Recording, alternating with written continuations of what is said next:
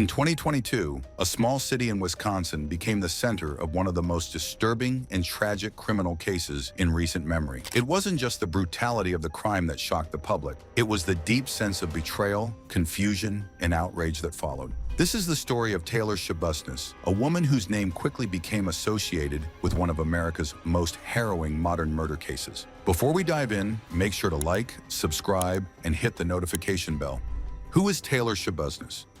Taylor Schabusiness was 24 years old at the time of the crime. Born and raised in Green Bay, Wisconsin, her early life didn't stand out in any major way. She wasn't a public figure, a celebrity, or someone with a known criminal background, but those who knew her described her as someone who had long struggled with mental health issues and substance abuse. Her social media presence painted the picture of a typical young adult. Posts about life, memes, personal updates. But behind that digital mask, Taylor was fighting demons. Her history reportedly included prior stints in mental health treatment and substance abuse programs. And while those around her may have recognized the signs of instability, no one imagined what was about to unfold. The victim, Shad Thyrion. Shad Thyrion, 25 years old, was a local Green Bay resident with a reputation for being kind-hearted and gentle. Those close to him described him as someone who could light up a room. He had a relaxed, easygoing nature, and like many young people, he had dreams for his future. Shad and Taylor had known each other for some time. Reports suggest they had a complex relationship, sometimes friendly, sometimes romantic, and often tied together by drug use. On the night of the crime, they were allegedly using methamphetamine together. What began as a night of substance-fueled escape would descend into something far darker. The crime.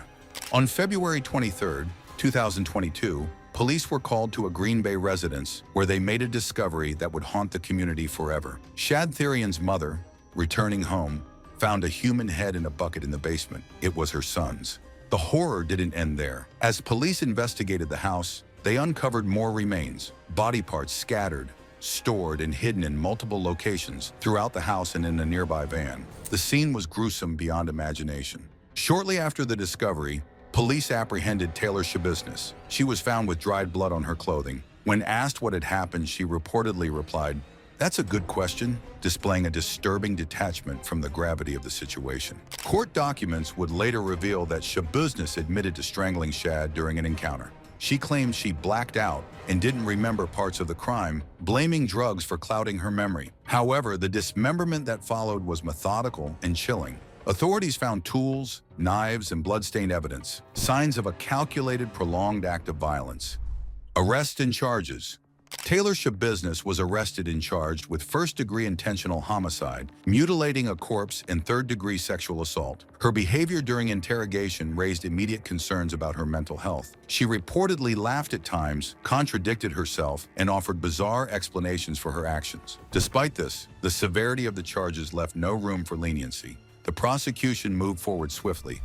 Mental health and competency evaluations. As expected, Taylor's mental health became a central point of the legal proceedings. Her defense team argued that she was not mentally fit to stand trial. Multiple competency evaluations were conducted with conflicting results. One psychiatrist declared her competent, while another flagged severe psychological issues. The legal threshold for competency isn't about whether someone has a mental illness. It's about whether they can understand the charges against them and assist in their own defense. After lengthy debates in court, Taylor was ultimately ruled competent, but this ruling didn't silence public debate. Many questioned whether the mental health system had failed. Again, had there been earlier opportunities for intervention? Could this tragedy have been prevented if she had received more effective or consistent care? The community reacts. Green Bay isn't a city used to this kind of national attention. The community was devastated. Shad Thyrion's family and friends held vigils, lit candles, and shared memories of the man they lost. They spoke publicly about their heartbreak and called for justice, not just in court, but in broader systems. The case sparked outrage online and in the media. Many pointed to the need for stronger support systems for people struggling with addiction and mental health. Others criticized the justice system, asking how someone with a known history of instability could slip through the cracks. There was no easy answer, but the shock and horror united people in grief and in a desperate desire to make sense of the senseless. The trial.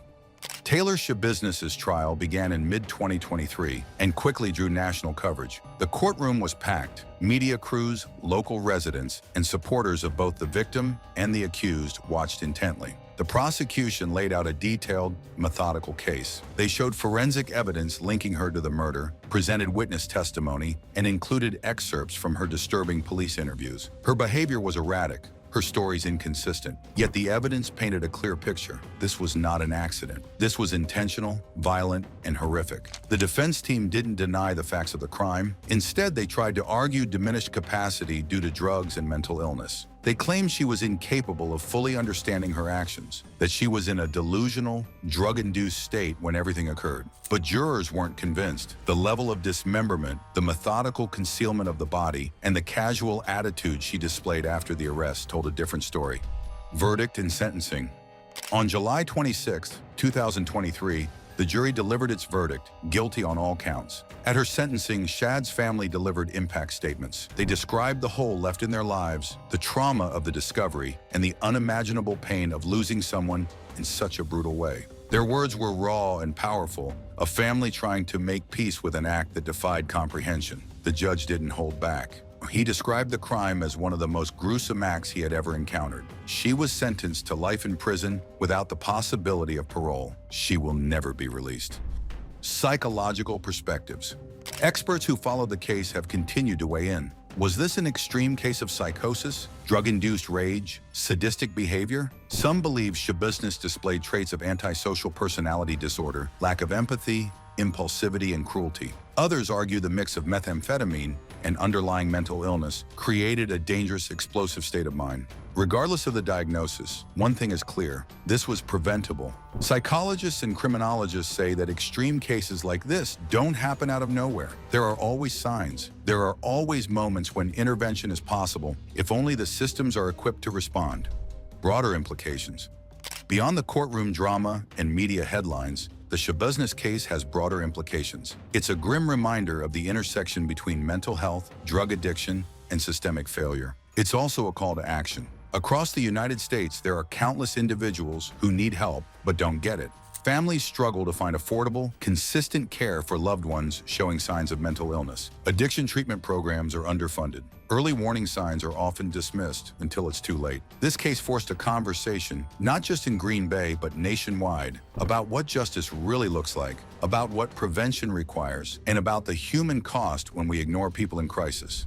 Remembering Shad. While Taylor Schabusiness's name made headlines, it's important not to forget the victim at the center of this tragedy. Shad Thyrion was more than just a name in a court case. He was a son, a friend, a human being. His family has made it clear that they don't want him to be remembered solely for how he died, but for how he lived. His laughter, his kindness, his dreams, they deserve just as much attention as the crime that took him away. The story of Taylor Schabusiness is horrific, but it's also a warning about what happens when warning signs go unnoticed, when care is inconsistent, and when people fall through the cracks. It's also a plea for stronger mental health systems, better access to addiction treatment, and more awareness of red flags before they turn into headlines. Thank you for watching the Grim Crim Vault. If this story impacted you, share it, talk about it, support local mental health organizations, and most importantly, remember Shad. Don't forget to like, subscribe, and hit the bell for more true crime stories.